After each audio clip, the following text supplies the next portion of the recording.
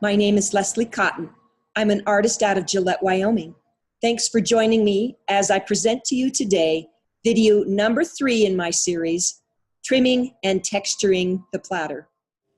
In today's segment, we're going to take this platter that is at the leather stage of drawing and turn it into a highly textured design like you see right here. This clay is now stiffened up. It's what's called the leather stage. And I'm going to take a stainless steel kidney tool and do some smoothing and cleaning up.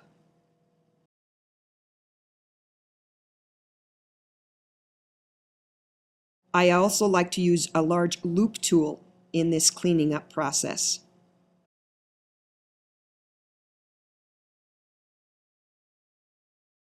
Now that I have the surface refined and smooth, I'm going to take this little tool and clean up the bottom edge and undercut it slightly so that I can get my wire tool in and cut this off of the vat.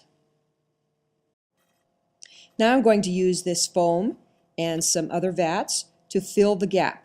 I want to make sure it's level with the rim so that when I put this turning board on it, it's not creating any stress on the rim. Now I'm going to flip it over.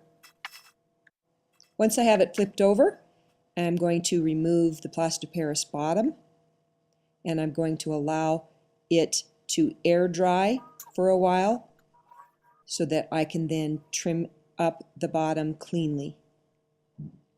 I've centered this and sealed it down to the plaster Paris vat with a little bit of moisture along that ridge. And now I'm going to take several various types of sculpting tools and trim off the excess clay that's on this outside rim. It's very important that I trim everything to a consistent depth.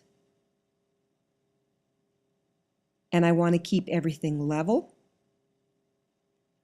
And so you'll see I'll be pulling from the inside to the outside and making sure that I keep the tool flat and level. Now I'm using my pin tool once again to check the depth. Right there in that inside, it's a little bit thick, so I'm trimming a little bit more out. Voila, it's just right. While this clay is at the correct moisture level for putting in texture, I'm going to take it and turn it over, center it back up, put some balls of clay so it doesn't fly off the wheel, and I'm going to chatter the outside rim with my L-shaped tool. And I'm going to use my ball stylus tool and put in a line. There, you can see what that texturing looks like. I like to use large pieces of graph paper to create my designs. And I have folded this paper into a hexagon, and now I'm going to put 5 lines onto the paper, cut off the top, and voila, I have my pattern. I'm going to cut a hole in the middle to light it to the center. Then I'm going to use a stylus, a ruler, and the edge of this paper to put in 6 lines to create a hexagon. I will repeat this 5 times until I get into the center hexagon. When I complete this, then I will have 5 hexagons inside of each other, and it'll look like this. I want to be able to chatter a band in this area right here, about 1 inch to 1.25 inches wide.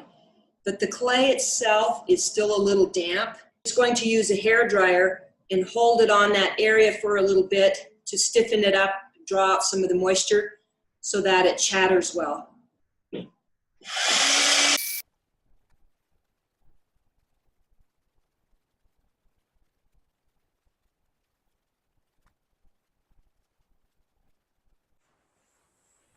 I'm going to take my L-shaped chatter tool and chatter a band right in this section of the platter to add to the design.